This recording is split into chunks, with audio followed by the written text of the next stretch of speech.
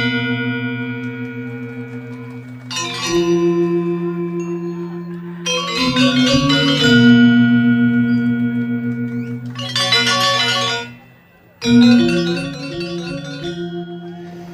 Swastiastu.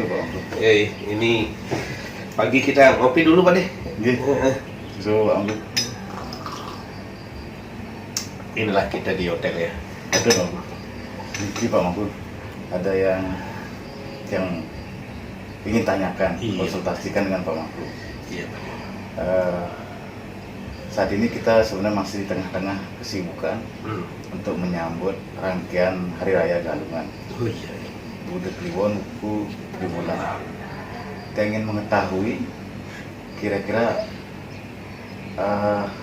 dari setiap rangkaian itu makna apa aja yang terkandung. Sukses Pak Mampur. Terima kasih Pak De. Rupanya Pak De udah dapat ya nonton kali ya. Kemarin saya sudah jelaskan Sugihan Jawa, Sugihan Bali itu. Oh iya. Sekarang kalau hari Minggu ini udah kita pada umumnya di desa ya, waktu kita kecil itu ibu-ibu kita itu nyekebiu dia untuk pelaksanaan nanti pas hari Galungan itu kan, yang dikenal dengan penyekeban ya. Tapi zaman sekarang yang modern ini kan sulit kita tuh. Jadi sekarang kan serba gampang. Ibu-ibu zaman sekarang itu nggak perlu nyekebiu, langsung aja dia ke pasar ya cukup kan. Tapi makna daripada penyekeban itu sesungguhnya begini Pak De. Yaitu Anyekung Jenana. Anyekung Jenana itu mengendalikan indria itu.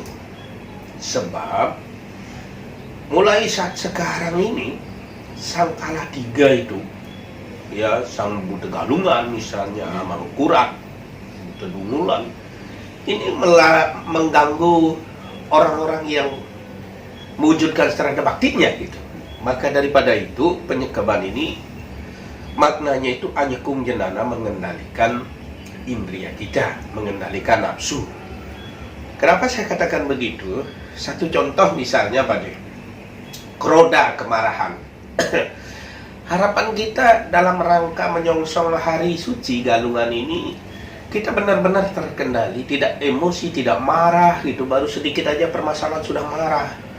Nah kalau kita sudah marah-marah ini, itu sebenarnya satu merupakan lambang kegagalan sebenarnya kita itu. Hal ini terungkap di dalam Adhyaya 2 Sloka 63. Rodat bawati samoha samohat semerti wibrama semerti bram sad budinasu budi nasat pranasyati. Dari amarah timbul kebingungan, kebingungan hilangnya ingatan, hancurnya nalar membawa pada kemusnahan. Musnah di sini tidak mati saja, gagal pun itu tergolong musnah. Nah, oleh sebab itu kita berupaya untuk tidak melakukan kemarahan atau kroda gitu. Yang kedua, tanpa kita sadari ternyata marah-marah itu adalah dosa Pak, membuang energi aja kita. Hal ini terungkap di dalam Adhyaya 3 Sloka 37. Kamai sakrojilaisa rajoguna sambawah mahasano mahapakma widi inam ihawairinam.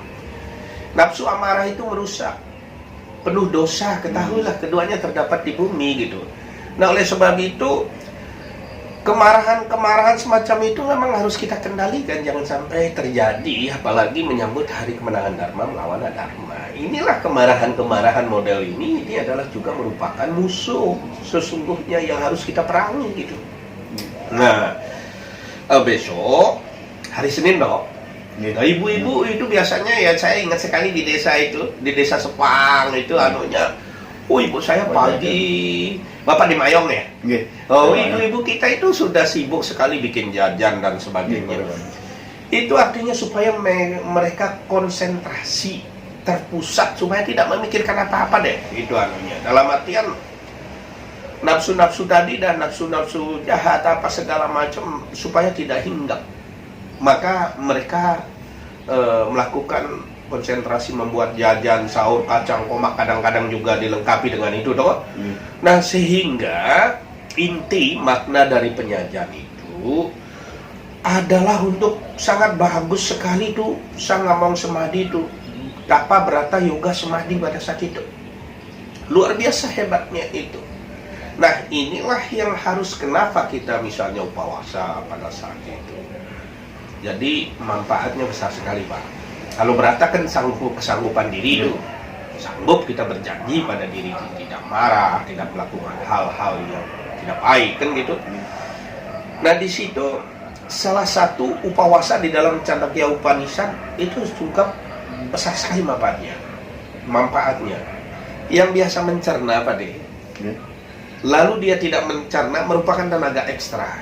Tenaga ekstra ini larinya ke otak, sehingga otak itu lebih tenang, sehingga otak itu lebih damai, sehingga daya ingat kita lebih tebal. Itu satu sisi tujuan puasa. Nah, yang kedua, waktu kita melakukan upawasa ini akan terjadi proses pergolakan di dalam tubuh itu panas, sehingga rongga-rongga tubuh itu dia renggang, terbuka. Toksin-toksin penyakit itu dia keluar itu. Jadi upawasa itu di samping kita menjalankan anugerah sabda-sabda Brahman itu ternyata manfaatnya luar biasa. Nah, ini sangat bagus kita lakukan pada saat penyajian itu. Ada yang juga melakukan dhyana, ya konsentrasi ke Tuhan pada saat itu agar tidak dimasuki oleh buta galungan, kan begitu. Karena di dalam Adhyaya 3 sloka 30, Mayi sarwani karmani sanyas adiatma citasa nirasir nirmamo butwa yudaswa wigata juara. Brahman bersabda, wahai umatku, datanglah pusatkan pikiranmu padaku, berjuanglah, menyahkan rasa gentarmu, katanya. Jadi kita begitu anugerah Tuhan yang luar biasa. Dan sabda-sabdanya yang ditangkap oleh Maharsi kita, yang suci tanpa noda, itu luar biasa. Nah, hari Selasanya itu apa yang Pak De ingat? Penampahan itu. Nah, kalau di desa, motong. Wah, biasanya rame ya persiapan gitu, motong itik, motong anu dan sebagainya. Itu dijadikan korban suci. Sebenarnya luar biasa juga itu gininya. Karena di dalam Manawa Dharma Sastra Sargah 5.39, Sargah 5.40, binatang maupun tumbuhan itu kalau dijadikan korban suci, dan itu bagi yang melaksanakan mendapat pahala, sedangkan yang dikorbankan itu harkat martakatnya meningkat gitu. Karena binatang untuk mencapai hal yang lebih baik perlu bantuan manusia. Sambilan Pak B, ikuti kita. Nah, tapi secara filosofis makna daripada penampahan itu yang sesungguhnya dalam kacamata rohani, kita itu membunuh sifat-sifat kebinatangan yang ada pada diri kita. Itu yang paling utama sebenarnya. Maka kita yang tidak mampu misalnya membeli daging jangan berkecil hati lah, karena ada di balik itu yang utama yang dikenal Satwik itu membunuh sifat-sifat kebinatangan yang ada pada diri kita. Dan kita di sana itu mengungkapkan sifat-sifat ketuhanan yang merupakan pembawaan sejak lahir. Nah, inilah yang harus kita pelihara, inilah yang harus kita jaga gitu.